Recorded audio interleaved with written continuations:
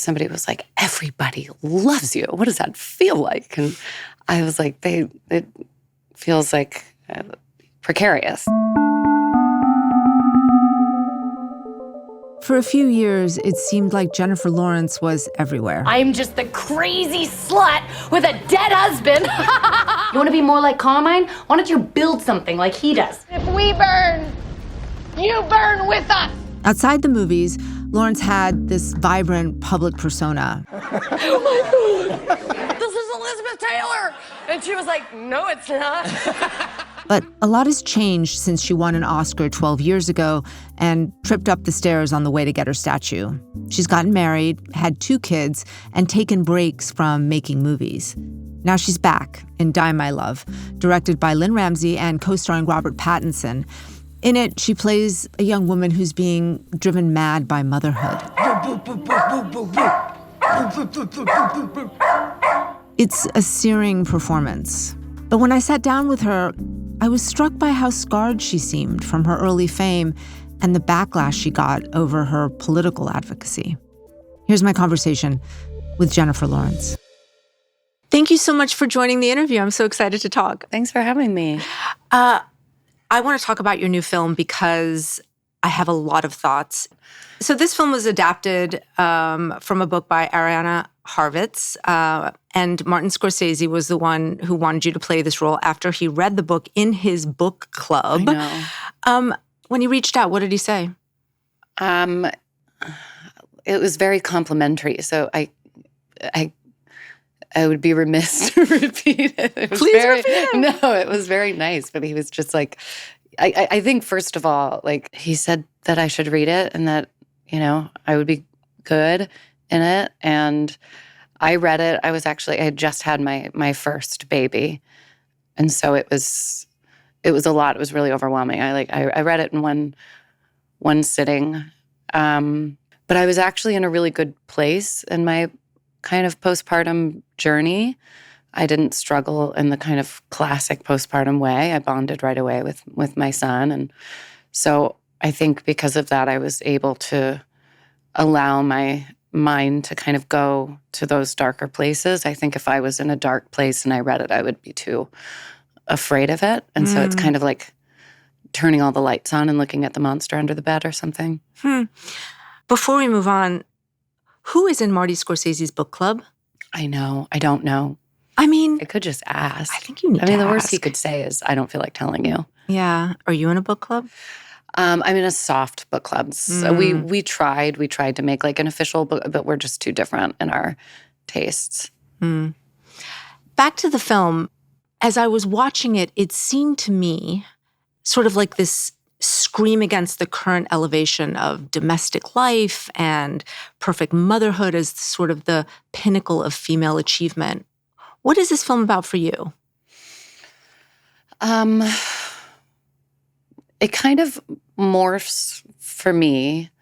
I think that it's definitely about somebody losing her identity and motherhood and rage at not just her husband, but the change of the relationship, the change of the love. But what I really like about it is it's poetry. There's not kind of a single way to look at it. There's like a statement and then breathing room for you to read into what the statement means to you. Everybody I talk to kind of comes away with something different. How do you view what Grace, your character, is actually going through? Because I've read reviews that say that she has postpartum depression. I read reviews that say that she, is bipolar. I read reviews that say that she has psychosis.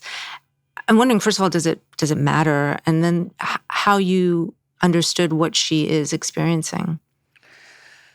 It's another thing that kind of morphed for me and never really felt like one thing. I was pregnant.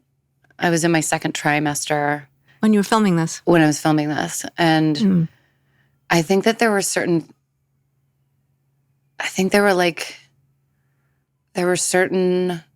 realities that I couldn't look at. And I spoke to, a postpartum specialist who told me that the number one cause of death in mothers in the first year is suicide. And that obviously went into our thinking about the ending, the forest. What is the forest? What is the fire? Do they find their way back to each other? What does all of it mean? And so I think I saw the forest as more of like a cleansing. And then after I had we should say at the end, she walks into this burning forest. Are we supposed to do this? Am I going to like ruin the movie for I don't know. everybody? You brought it up. That's why I have to be clear on what it is. I guess I have like franchise paranoia, but maybe it's fine. Franchise paranoia. I think there's not going to be a franchise of this film, but who am I to say? I would agree with you. At any rate, she is someone who is very, she's really depressed. Yeah. She's really unhappy. She's really angry. And I think the love that you have for your child, I think sometimes I think that she was so lost that she felt like she was the only thing wrong with her baby and that she was the only thing that could ruin her child. And when I watched it back after having my second child and actually experiencing postpartum depression, that was a really, really weird experience. I walked away with so many different kind of opinions about it that I don't want to share because then I'll give up the whole movie and the allegories. Like, what am I doing? Well, let me ask you something else then. You just said you experienced postpartum depression after your second child. Can you talk to me a little bit about what that looked like for you? And I guess that must have been surprising, perhaps, because because I was ready and I knew what I was doing and I felt more confident. I definitely didn't expect. I just expected to feel the way I did with my first, which I feel like it should just be said. I think postpartum is just a physical experience that happens to everybody. I mean, your hormones are doubling every day in your first trimester, and then those hormones plummet after you have a baby. They plummet again when you wean. So my experience with my second was I felt like a tiger was chasing me every day. I've had so much anxiety. I had nonstop intrusive thoughts that I was just like at the whim of. They like controlled me. Fear about your child, fear about yourself. Yeah, it was fear about my child, just picturing every worst case scenario.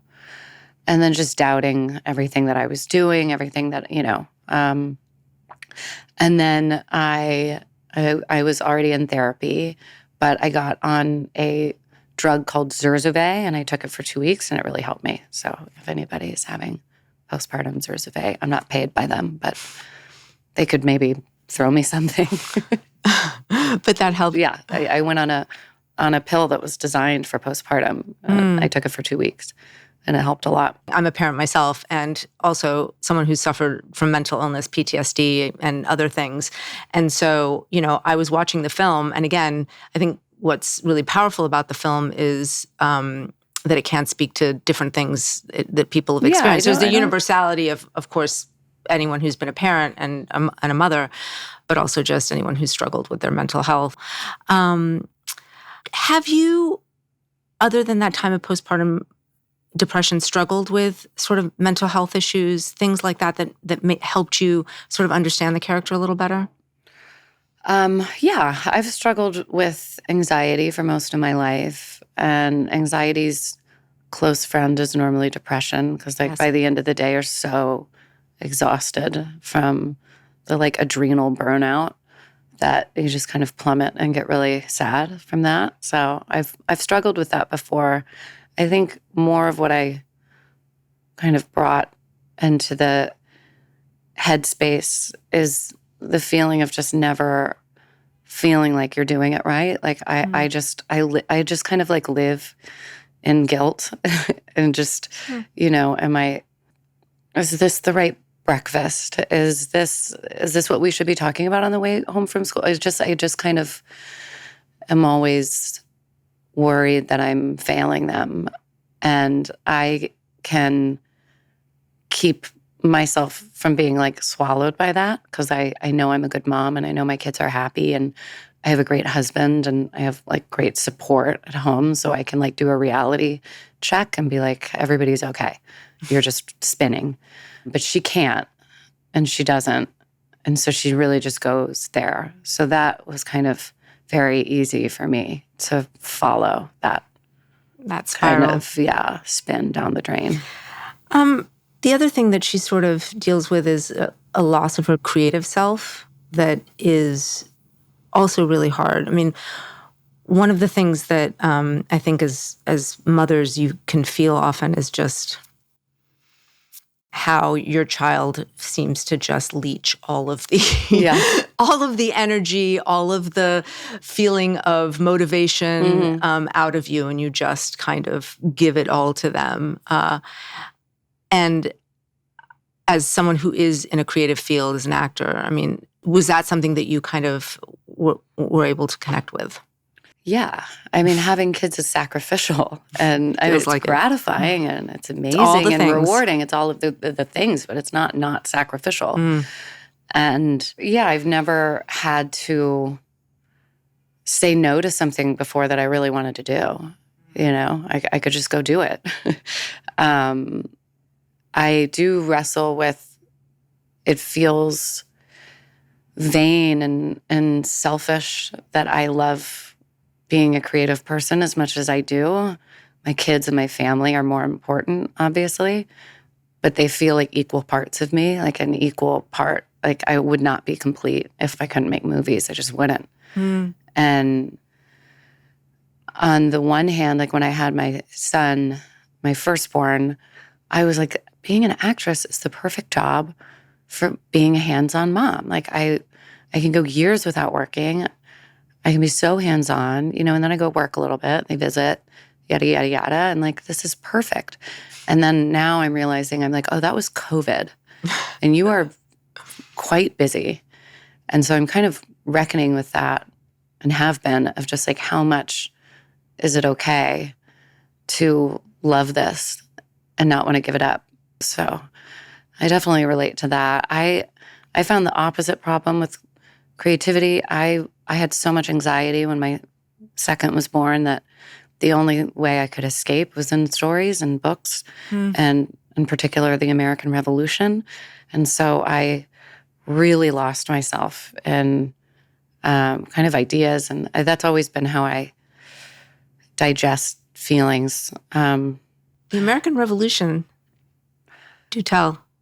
Well, I read this amazing book called The Revolutionary by Stacy Schiff. Haven't read it. It's about like Sam Adams, and just kind of, I feel like the closest thing we can get to a crystal ball is history. And I feel like we're all kind of fighting over what it means to be an American right now. And so I just was interested in what the original Americans' ideals were. What did they think that they were building? What did they think they were getting away from? And what did they think they were creating? I do want to talk about the American Revolution and politics, but you're like, let's go. But I wanted to ask you one more thing about the film that struck me, which is this. There's a lot of nudity in the film. There's a lot of unvarnished nudity in the film.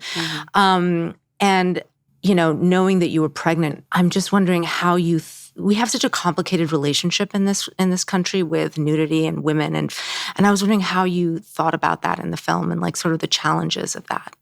I'm definitely not bothered by people that are bothered by nudity. You know,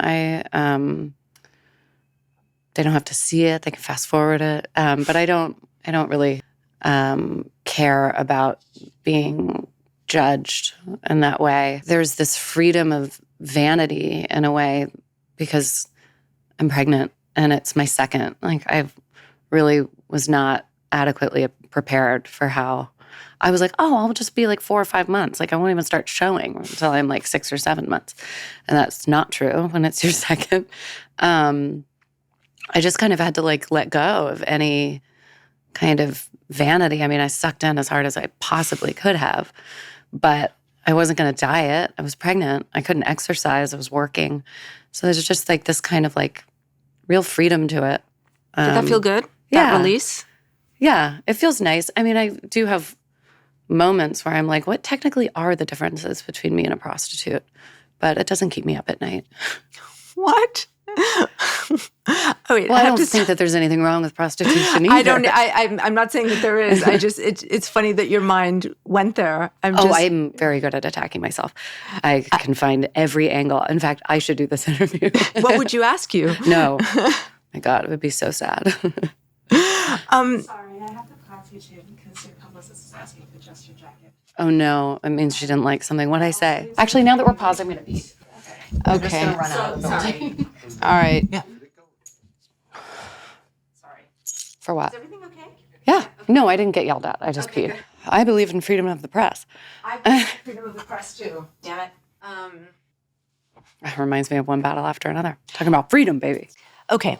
So the other thing that your sort of persona in the world has been someone who is very funny and out there and has sometimes been viewed as like too loud, too much, and has sort of faced backlash, and also people are charmed by it. And I was wondering, now looking back at that era, like, what do you think about how you were perceived and how you sort of interacted with the public as you were coming up when you were younger? I mean, now that I'm in my 30s and a mom, I can see that how young I was. Like when I meet a 23-year-old now, I mean, think about a 23-year-old. They're children. As horrified as I am at some things, like if something comes across my phone, I just like absolutely could never watch it, like an old interview or something. I'm just like, oh my God, like so cringe. But I get it. I was young and nervous and defensive and like, awkward. I think when I remember when I was nominated for Silver Linings, and somebody was like, everybody loves you. What does that feel like? And I was like, it feels like precarious, like I'm waiting for it. Because like it's not, it's going to come down. That's just like the nature of things. And then I fell getting my Oscar. And then the next year, I remember the moment and I was waving to fans and I tripped on a cone. And I remember being like, fuck, that's it. Like, nobody's going to believe that. Nobody's going to believe that I fell 2 years in a row. I did. Because after you tripped on your Oscar, like people said that I faked it. That you faked it. Yeah, I didn't. And so that became, I was just like, yeah, that's, I'm fucked.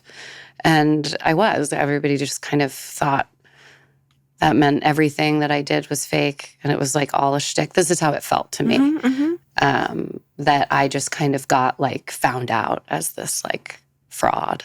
Yeah, I mean, you said at that moment that you felt that other people had gotten sick of you and you had gotten sick of yourself. And I'm interested in that you had gotten sick of yourself. What did that mean? I just was sick of doing this Yeah. and doing interviews is really scary. Like, I'm very blessed. I'm very lucky. I'm very grateful. I have a great job. But it's terrifying. Like, you finish an interview or you're gearing up to release a film and it's like the circus tent, the curtains are opening and it's just like you're putting yourself out there and you're putting yourself out there to be picked apart, and it's scary. And I was just so tired of it. I was just so tired of being quoted and people talking about the quotes and being, I just was so tired of seeing myself in that way. I needed a break from it. People needed a break from it. And then I took a break and enjoyed the break. It was a mutual breakup. What did you do during that period where you took a step back? Because that was a 2.5-year period where you weren't actually out in front. You got married. It was COVID, so there's reasons for all of that. But how were you recalibrating during that period? Well, I don't really know. I lived with my cousin for a little bit. Hi, cuz. Because we were like in our, mid-20s. And she just kind of moved into my apartment in New York, and we became roommates. and it was fun. We watched TV. I took my dog to Central Park. Then I fell in love. Then I started learning more about contemporary post-war art. As you do. As you do. Well, my husband's an art dealer. Right. May I ask how you met your husband? Yeah, he showed me art. I was considering buying something, and I asked my friend Jean, who actually ended up directing me in No Hard Feelings, but I asked him, do you know anybody in the art world? And he sent me Cook's number, and I didn't know, and then I showed up to the gallery and was like, oh my God, what is your deal? And then he stopped being my art advisor. Do you find it hard to be your authentic self when you're trying to sort of interact with the public because of what you went through? Because I saw you at this press conference that you gave in Spain, and you seem a lot more reserved than you used to be, more careful, more considered. And I'm just wondering if that is deliberate. Yeah. I mean, I think I've also grown up. And yeah, I'm a lot more nervous about whatever I say publicly. I try not to, I don't want to give an interview that's a bunch of sound bites and a word salad. I just I don't think that that's interesting, and I don't feel like that's what I'm it just would feel so inauthentic and not what I'm here to do. So I'm trying to strike that balance. Yeah. I mean, I'm going to break the fourth wall here, but I mean, it's always a strange thing to do, right? I'm a journalist asking you questions. I obviously want you to give revealing answers, and you have to protect yourself as an artist and as a private person in the world. And so I often think about how complicated that dance is, especially for women. I mean, do you think as a sort of female artist that you have been treated differently than perhaps other, men, because you were young, you were, kind of open to the world in a way that perhaps other people aren't? You didn't seem so jaded, I think. Thank you. I don't know if it's different than if I were a man, because I've just never lived that existence. Sure. I only know this one. That was the wrong question. And I feel no, it wasn't. I'm getting around to it. I'm just dancing around your question because we are doing the dance. We are. I feel it when it's time for women to be the morality police. It's easy for me to see it when it's happening, when somebody does a Woody Allen movie and they only ask the women, well, how do you feel about working with Woody Allen? And you can just watch it. You can just watch not one male actor get asked that question. And I see that play out a lot of just women being the examples, women being the morality police. And also I think there is something, I don't know what it is, it's really easy to hate women viciously in a way that it's almost like we have this ire in us that specifically there's an extra pocket for it, and the ire that people are capable of, I think, is different. I never at any point felt like this is unfair because of my gender. I felt like this is unfair because you created this. You ask and you ask and you ask and you want and you want and you want, and then you don't want it anymore. And I felt rejected. But that's, as now that I'm older, that is a natural push-pull of the process. And I have to be in control of how much access is given and how much isn't. I did want to ask you about your relationship with some of your directors, because you have been with directors who are known as being very difficult, challenging directors, people who are auteurs, have really clear visions.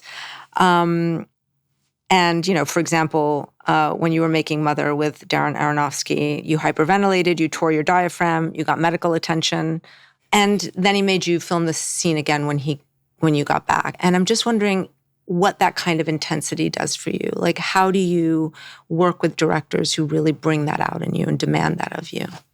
I stay loose. I think David O. Russell really taught me how to, I think because of David, it's never really mattered what the director's kind of methodology is. I can kind of, Amy Adams, who was in, American Hustle with you, and that was obviously David O. Russell, said of you, Jennifer doesn't take any of it on. She's Teflon, sort of saying that you don't absorb some of that stuff. Yeah, I didn't. But I really felt like David, that was his way of communicating in a non-bullshit way. I never felt like he was like degrading or yelling at me. Like if he didn't like something, he was just like, that was terrible. It looked like shit. Do it better. And that was like a very helpful conversation. Like, oh, okay.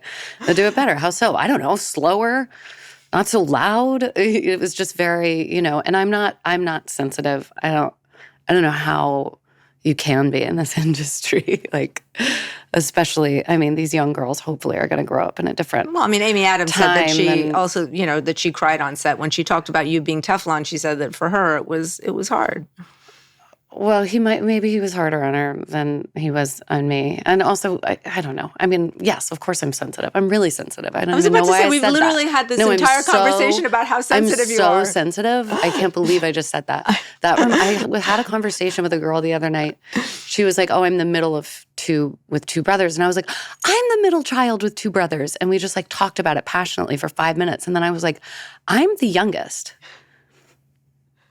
I'm sorry. And she gave me the weirdest look, obviously, because but that was that. I'm like, I'm not sensitive. I'm extremely sensitive. I was going to say, I didn't want to say anything, but I was like, we have talked now for quite a bit about this. I'm more sensitive than Amy Adams, just flat out. Right. I guess I don't mean anything I say. Do you still want to continue interviewing me? Absolutely. Okay. But maybe you're less sensitive about the acting. I guess what I'm trying to get at here. I'm not sensitive about acting. I'm not competitive about acting. My husband is always really amazed because I am so competitive. Like when we play tennis, I throw my racket, I scream, I rage. I can't do a puzzle. Like I'm so competitive. I make eye contact with him when we're brushing teeth sometimes because I'm like, I did it a little bit longer than you. Did you notice that? And so he finds it fascinating that I'm not competitive with acting. But I think it's because I feel secure. So why would I get competitive? I feel fine. When it comes to getting the director, you need to have a visionary, and so I think it's just working with a real artist that I can trust. You're about to do a film with Martin Scorsese, which is coming up. Yeah, I don't know if I trust him. Yeah, why would you? He's such a neophyte. He's going to have to really prove himself to me. Tell me about, in advance of working with a director like Martin Scorsese, you haven't actually been directed by him. How do you prepare for something like that? I'll probably do what I always do, which is panic and then try to get in touch with like an acting teacher and then meet the acting teacher and then never see them again. That's your process. That is my process, and at this point, it's almost like superstitious if I don't take the one meeting and then not follow up. I'll read. I'll be prepared. I'll memorize. Leo is, Leonardo DiCaprio. We worked together on Don't Look Up, and he's somebody who just like he knows he knows when his character was born and what kind of cologne they wear. And like Leo in One Battle After Another is so serious in his commitment and like it's so real, and that's what makes it hilarious. His sides are covered in he's like Carrie Matherson, in Homeland. Like I don't know what the sides whole means. Script. You don't know what sides mean? No. Oh, excuse me. Sorry. Didn't mean to get all silver screen on you. Well, kid, sides Tell me. Sides are just like a few pages, like a scene right, okay. from the whole script. So when I was working with Leo, I was just like, I got to be doing whatever he's doing. Like, this is incredible. But Christian Bale changed me a lot too. An American Hustle, I was 23. And I was always I remember like I was always very sensitive about getting embarrassed in front of the crew. And like I thought acting was like embarrassing. And so I would just kind of try to make a point of like not acting until I just absolutely had to, like at action. But then I would see Christian, who didn't like, it's not like he stayed in character like all day or anything, like nothing. He just, when the crew started getting ready, you know, like and the lights started getting ready and the sound, and it became clear we were going to start rolling soon, he would kind of slowly start getting ready. And then I was like, that seems like a good idea, and I should do that when I'm more mature and can handle people looking at me and being like, psh, she's acting. You mentioned One Battle After Another. Oh my God. I saw it last night. I know that it is now further in the future. If you're hearing Yes, doesn't matter. this. We're time stamping it. You saw it last night. I saw it last night in 70 millimeter IMAX as God intended.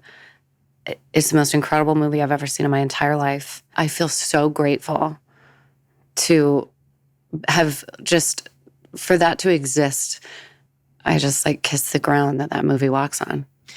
It's also a film that, as we started discussing, it speaks to this political moment in a very interesting and important way. That is funny, that is complicated.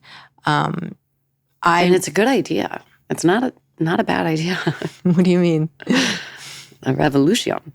You have been politically outspoken in the past. Mm-hmm. In the first Trump administration, you know, you had a lot to say. I'm curious how you feel about talking out now. I don't really know if I should. I think like the first Trump administration was so wild, and just how can we let this stand? Like I felt like I was running around like a chicken with my head cut off. But as we've learned, election after election, celebrities do not make a difference whatsoever on who people vote for. And so then what am I doing? I'm just sharing my opinion on something that's going to just add fuel to a fire that's ripping the country apart. I mean, we are so divided. I think I'm in a complicated recalibration because I'm also an artist, and I, with this temperature and the way that things can turn out, I don't want to start turning people off to films and to art that could change consciousness or change the world because they don't like my political opinions. I want to protect my craft so that you can still get lost in what I'm doing, what I'm showing. And if I can't say something that's going to speak to some kind of peace or lowering the temperature or some sort of solution, I just don't want, I don't want to be a part of the problem. I don't want to make the problem worse.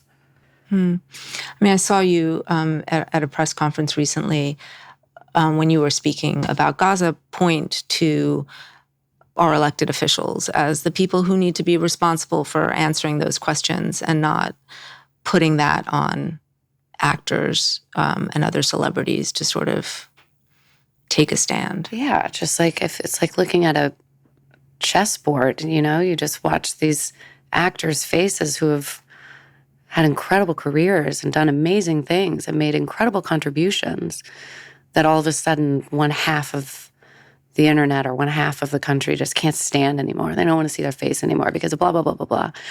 And I get so upset for those people, those actors, and it just feels so wrong.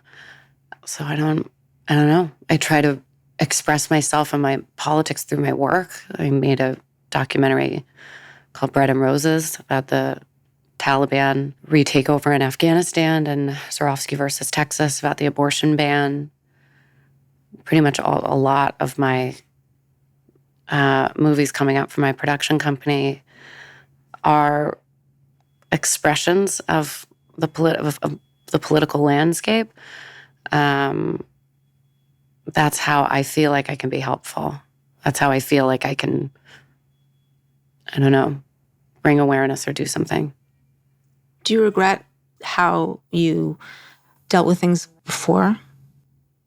I don't know, probably. I mean, I regret everything I've ever done or said, but 5 seconds after you've done or said. Yeah, of course. I'm going to take the zip drives out of all of these cameras when I leave. It feels the second term feels different, because it's like we all knew he said what he was going to do. We knew what he did for 4 years. He was very clear, and that's what we chose. Again, I think there's something that just feels different about the second term. I want to thank you for being so thoughtful. Thank you. I really Thank do you for appreciate having it. Yeah, thank you. With the mask off. It is often a thought dance. process. It's a dance, and thank you for dancing. No, of course. You were Very thoughtful. Thank you again. Thank you, guys. And please don't rip out the Thanks. camera. Thank you, anyone.